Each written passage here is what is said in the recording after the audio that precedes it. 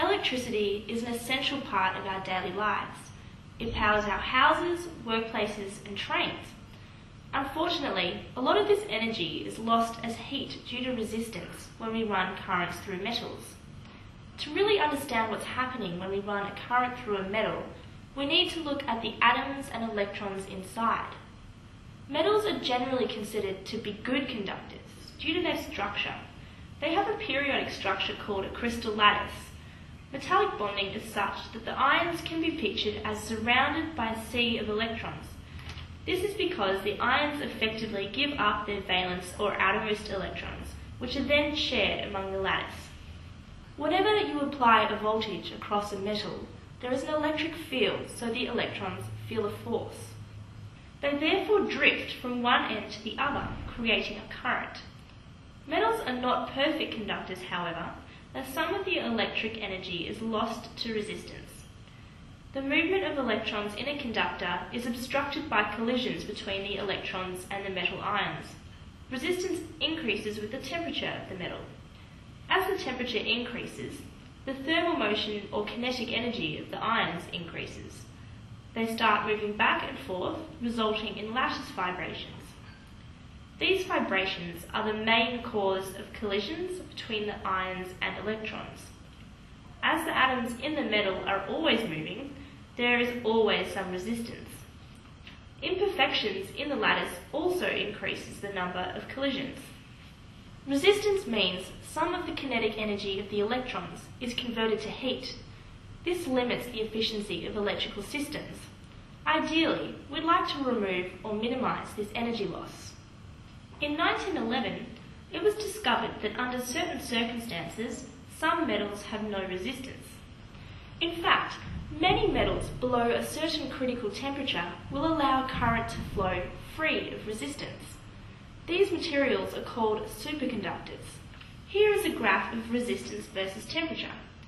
As temperature decreases, you can see resistance decreasing steadily, but at the critical temperature, it drops sharply to zero. At very low temperatures, the lattice vibrations slow down, and these vibrations and impurities no longer have an effect on the motion of the electron. This only happens when electrons pair up into what are called Cooper pairs. The Cooper pairs move freely through the superconductor and are unaffected by resistance. Superconductivity can be explained in low-temperature superconductors by BCS, or Bardian-Cooper-Schrieffer theory.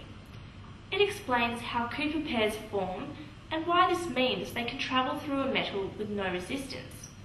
To truly understand BCS theory, you need to know some quantum mechanics, but you can roughly visualize it as follows. As an electron moves through the lattice, the positive ions are attracted towards it, distorting the lattice. This creates an area of temporary excess positive charge, which can briefly attract another electron towards the first. The lattice distortion allows the electrons to form a weak attraction. Once the Cooper pairs are formed, the lattice no longer has enough thermal energy, as the lattice is very cold, to scatter the electrons in different directions. To scatter the electrons, which would result in resistance, the lattice would have to break the bond between the electrons in the Cooper pair. This is how the pair can carry the current through the metal with no resistance. The fact that current can travel through a superconductor with no resistance has a lot of consequences for the material. Most obviously, no electrical energy is lost, so superconductors are very energy efficient. One other consequence, which is not so obvious, is that superconductors do not let magnetic fields penetrate their interior. When they are placed in a magnetic field, the field induces currents in the surface of the superconductor. These currents produce a magnetic field which exactly cancels with the exterior field in the interior of the superconductor. This property is called superdiamagnetism, or perfect diamagnetism. This exclusion of the magnetic field is also called the Meissner effect. It can be used to levitate a strong rare earth magnet. To the magnet, the superconductor looks like another magnet with an opposite magnetic field, or pole. so the magnet is repelled from the superconductor.